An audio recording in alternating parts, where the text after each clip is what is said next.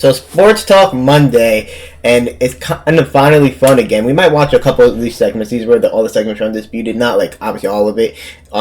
But we might go in and out of segments and see what they're talking about a little for each, because obviously Sports Talk Monday and the last few weeks have been really dry. There have been crazy sports talk, but now the playoffs are finally here. There's something to talk about it. Who knows? Maybe when this shit happens, you talk about it more than once because the games are on weekdays and you want to see what people say. So you can expect some more of this for sure. But yeah, let's get into it. I got my picks, predictions coming out later today, so make sure to stay tuned. And yeah, let's watch a little bit of Undisputed. For those that don't know, the MVP ballot has five. So this guy on today, not Paul Pierce. I'll be watching off camera more. But in order, or you? In order, Yeah, okay. 1 through 5. Yeah. I've never put Nikola Jokić at the top of my ballot. He's going to be at the top of my ballot this year. I cannot. And Jokić? I got a text immediately after they lost to the San Antonio. I got it. Oh wait, my prediction video coming out later. But that boy on the screen, you feel me? He did it with his help. He's like that. Jokić is the best in the league. I'm not disrespecting. Like, don't make me ever just. He's the best in the league. Right, Nuggets is. You feel me? Like, come on now. But Can this cost him? I think this regular season, bro. I think Alexander, the MVP, and I just can't let it come down to that one thing. Not when I look at the fact that Oklahoma City, let's face it, they didn't get everybody's best shot all year long. They snuck up on people. Nobody was expecting them to be vying for number one. Okay. The Nuggets, on the other hand, have been getting everybody's best shot all year long. True. Defending champions. Nobody ever slept going to play the Denver Nuggets. And what I saw with Jokić, and the reason that he's at the top of my ballot this year for the first time, is the first time is crazy. I always felt that there was a passivity in his game. He was always looking to Jamal Murray or Michael Porter Jr. or somebody else. And I thought there are times, and I've had the same criticism of LeBron at times, impose your will. You're the best, biggest player on the floor. Make them feel that. Yep. And I saw him do that this year consistently for the first time over the course of the year. So I can't look at Oklahoma City eking out the Western Conference regular season title over Denver and say, that's why SGA should be MVP over Jokić. Yeah, I think, and on top of that, the momentum from a year ago, champion, all of that carries into this season because there was no drop off from Jokić. I mean, I'm not I like his game. I like basketball, so I like his game, but it's bland, but it's effective. It's much like you say when you look at it, it's like he didn't, for some people to oppose his will onto the opponent, but he didn't have to aggressively because every time you look up, his box scores at the end of the night says something different than what you actually saw with your eyes. Yeah. So how can you run from that and hide from that? Yeah. He doesn't give you all the splash and all the different. Probably doesn't even. 5 dunks on the year? Yeah. Maybe 5 dunks on the year. I mean, he's not giving you those sort of things. But like you said about LeBron, he's constantly making the right play. Some people don't like that. They want the star to take over and score all the points and do everything. But part of doing everything is getting the triple doubles, getting the assists. you gotta get the team involved. You can't win it by yourself. Guys, he's already underneath. So that's what we're saying about the MVP. I want to see about like the picks and stuff, but There's no other player that I've seen this year. so he has Jokić. So He hasn't said that. no matter what they look Whole lot. And SGA Flip's gonna say looked like SGA. an MVP night after night after I night. got SGA. I cannot disagree with your point. People are taking them lightly, at least much lighter than they're taking the Nuggets. There's no target on back. Although about halfway through the season, I think people started to say, wait a second, we got to play against these guys. I agree with that. For them to Sure. go, what did they wind up? 57 and 25? 57 and 25 That's in pretty this crazy. conference? It's hard, man. And That is pretty crazy. there is a Jamal Murray, and he was in and out of the lineup, I know, with Joker, but he's an all-star. So you do have He's an all-star. a wingman who's a qualified star. Yeah. And in Oklahoma City, you don't yet have that. Maybe somebody's emerging. Maybe Jalen Williams is emerging. Maybe Chet's emerging. Maybe Giddey is emerging. Yeah. Maybe Isaiah Joe is emerging. But you don't have a bona fide number Yeah. 2 star to buttress him, to back him up when They have a bunch of them emerging. he doesn't have an No all-scoring cap. game. He's going to get you 30 points a night. Is he better than Joker in a vacuum? Would I take Joker over SGA? Sure, I would. He's way better. He's the best player in basketball right now. But did he have the most impact? I don't disagree with one word you spoke, but and maybe I got a little Joker burnout, even though he didn't. Joel won it last year, so you can't even do it back to back. But it feels like over the last 4 years he's been the best player in basketball. So am I a little bit sort of worn with Joker after I'm worn out with him being the best player? Yeah. Shai Gilgeous-Alexander is the truth, man. He is.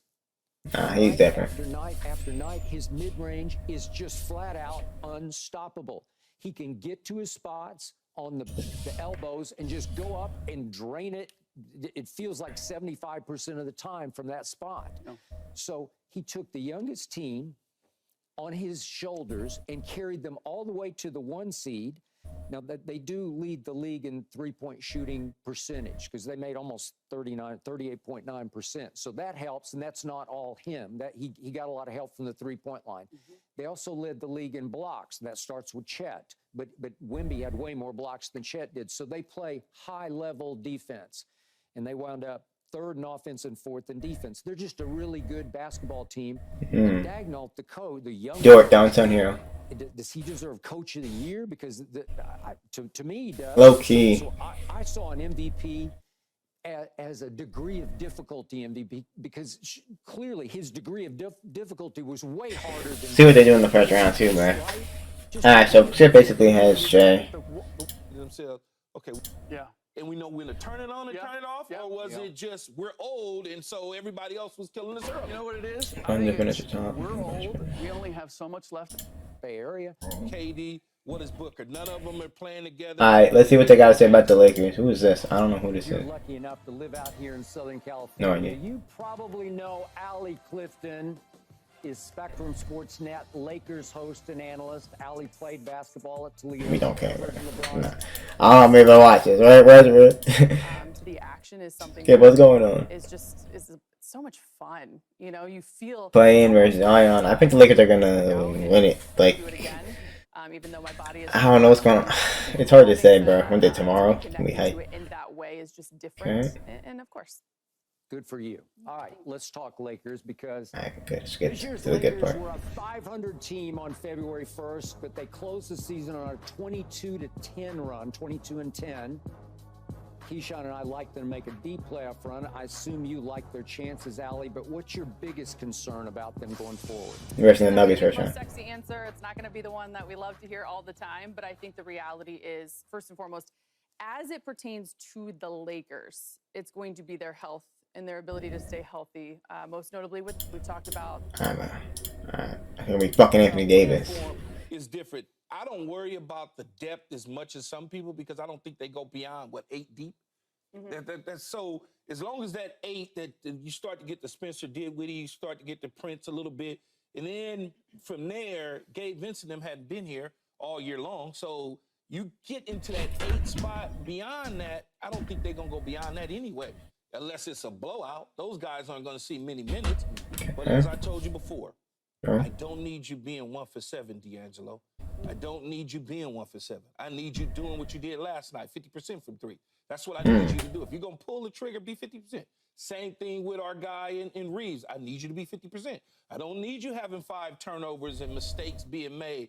Yes, he plays defense and he hustles hard.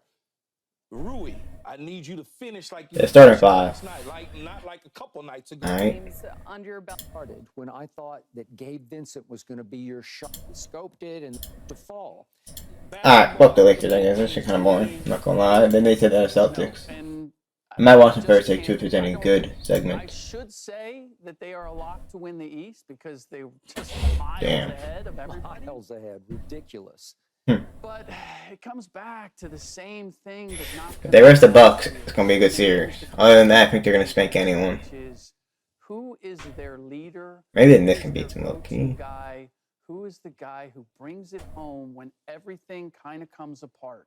And I think actually the great easy run, relatively easy run that they've had this year may work against them because we just talked about it, about these teams that had to go through trials and tribulations and found themselves and found a confidence in we can do this.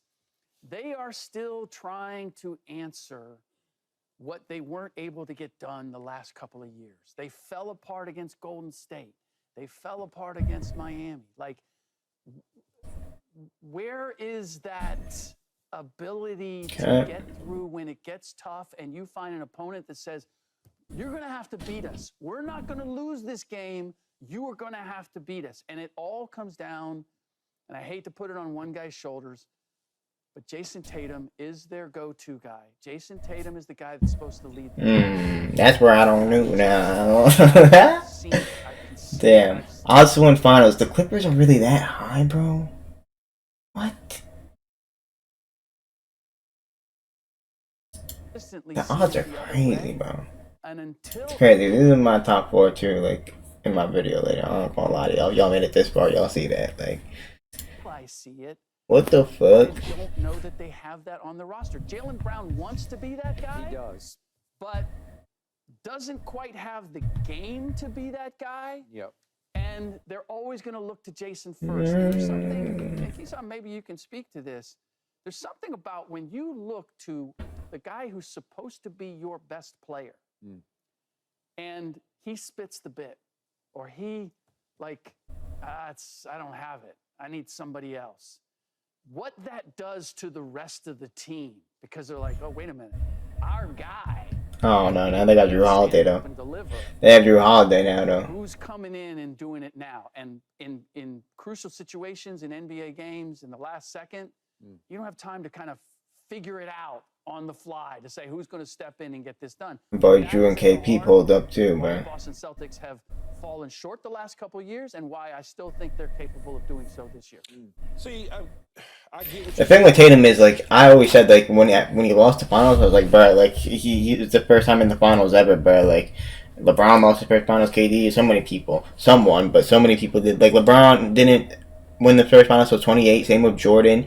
Tatum's only 26, and fucking, he's been to 4 conference finals and the finals, so that's, like, pretty insane. I understand he lost that all, but that's still pretty insane. So, I gotta say that. But yeah, man, y'all let me know your thoughts. I got my prediction videos coming out later, and then we have the play-in tomorrow, baby.